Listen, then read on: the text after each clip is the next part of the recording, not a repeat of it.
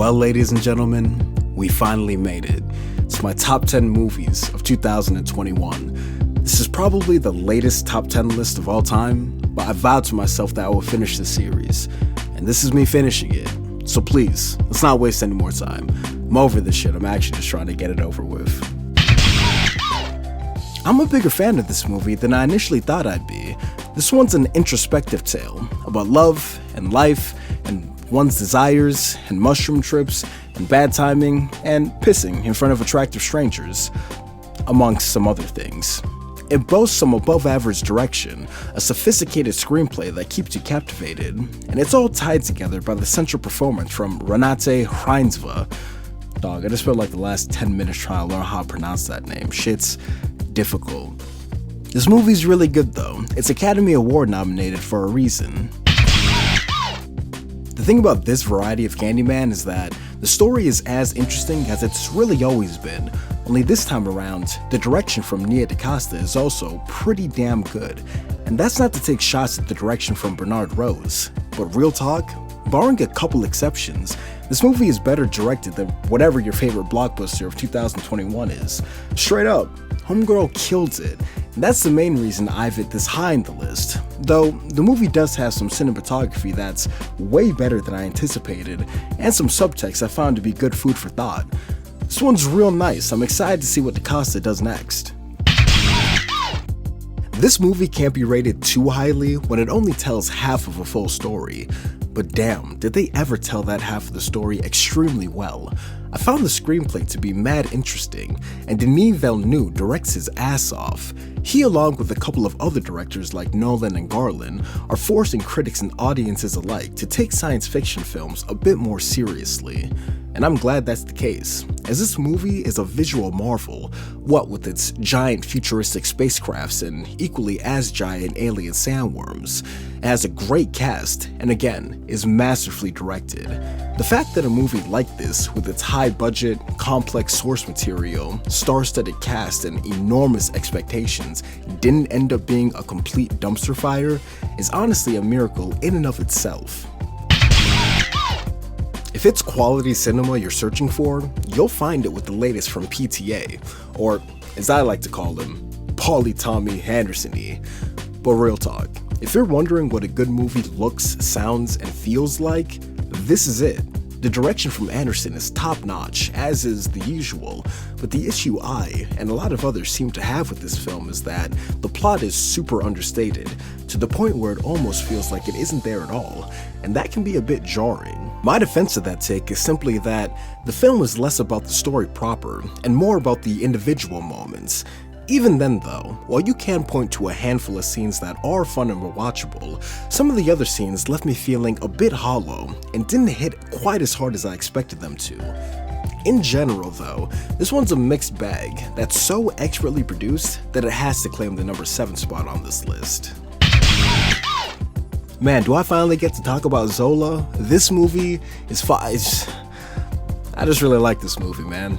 Some people might come out of this film feeling like it was a discount Safdie production, what with its subject matter and the way that the story plays out. Though, I can't give the story too much shit, as it is based off of the true Twitter thread. Can't believe I just said that. But even still, the film does leave out a couple moments from the real story that I think would have helped it out, most notably the ending, which in the film's case is pretty much non-existent. What really makes this movie what it is though, is the direction. From beginning to end, this movie is an auditory and visual treat to witness, and it all stems from the direction from Janitza Bravo. We're learning how to pronounce names today, I swear to God. But she brings forth some real interesting ideas, and it was cool to see everything get executed.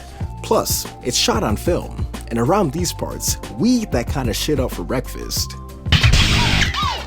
Shoutouts to my guy Wes Anderson. Truly, he's a director who's after my own heart, and his latest film might just be the most Wes Anderson-like of them all, which, depending on who you ask, is either a great thing or a terrible one. It's funny though, earlier on I complained about movies not telling complete stories, and then French Dispatch comes along and tells 3 stories in the span of 108 minutes. The movie has an unorthodox story structure for sure, but it's also one I found to be quite unique, and it all makes sense within the context of the film. It's good stuff. But where this movie really comes through is with Anderson's direction. It's sharp and tactile and comes complete with his patented and absolutely astonishing shot selection. Seriously, I can't overstate how good the cinematography is. It's such a pleasure to look at. It's whatever the opposite of an eyesore is. Like so many of the other films I've mentioned, this movie isn't going to be everybody's thing, but for its sharp scripts, fun characters, and gorgeous presentation, it earns a number 5 spot on this list. There's not so much I had to say about this one. Simply put, I thought it was quite delightful. I mean, besides the whole violent religious conflict the main characters found themselves in the middle of, I think this movie tells a captivating enough story and is well directed by my man Hercule Poirot. Okay, RJ with the French. Shit was nice, wasn't it? Yeah. But what defines this movie to me is its sense of community, and with said community being boldly projected in the film's title, it makes sense that's the case. Jude Hill performs well in the lead, and Kieran Hines gives a great performance as the grandfather. It's got some great cinematography, and I think it does a good job of flip-flopping between the everyday misadventures of the local youth and the harsh reality of the greater conflict at large. As a whole, I found it to be one of the better produced movies of the year. Shoutouts to you, Kenneth. A24 doing their thing once more and bringing us another contender for Film of the Year. Bars. This time with an engrossing dramedy that shines a light on the American underbelly that is Texas City, Texas. Sean Baker is no stranger to telling personal tales, and this film is no exception.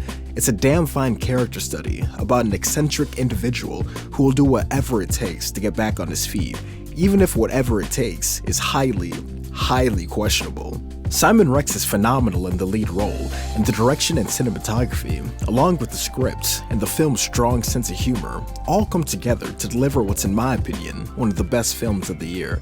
Please check it out if you haven't already. Red Rocket is awesome. He sucker punched me. I would 100% out cardio that guy. Fuck, sorry for swearing.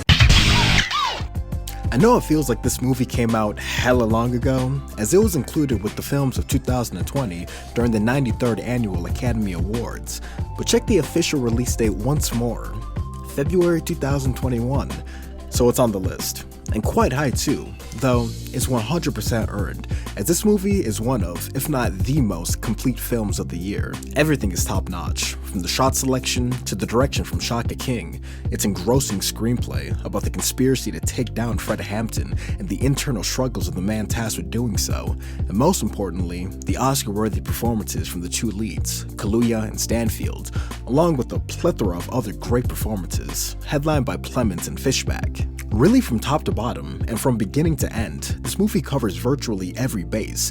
I have a difficult time thinking about how to describe this film, other than what I already mentioned at the top. It's just a complete film. So how the hell is there still one other movie that's ahead of it? Well, let's find out. I hope you're ready to finally be rid of this godforsaken list. I know I am. I don't even know where y'all want me to start with this one. I mean, this is literally just the best shit that I've seen. Alright, let me relax.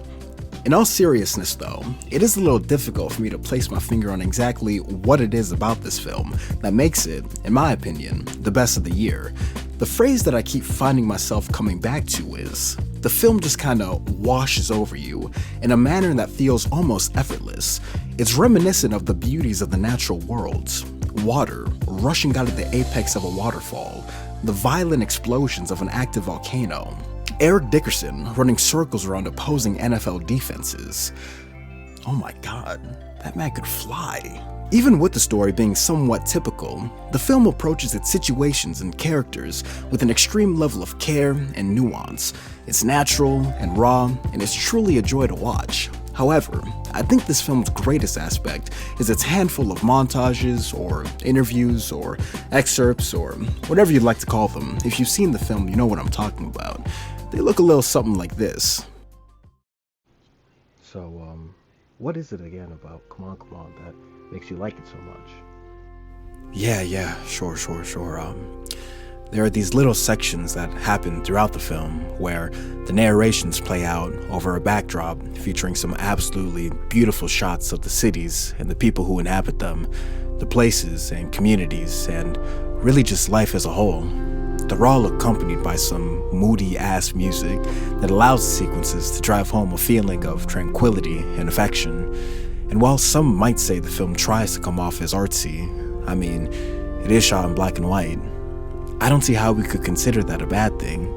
Director Mike Mills brings forth the moving portrait of our lives, the humans in them, and the compassion we share for one another.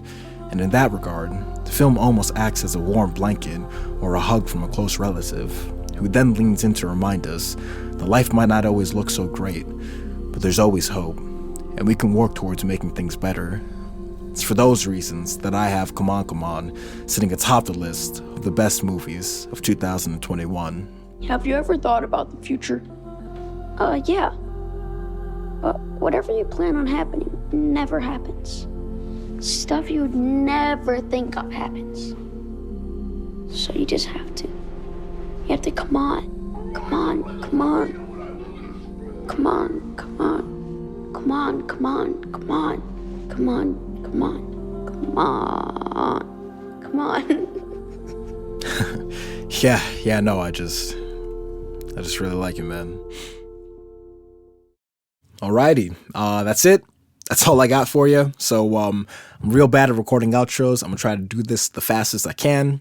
Just want to mention that we are at the end of 2022, so I will be trying to move forward with that best movies of 2022 list. So be on the lookout for that.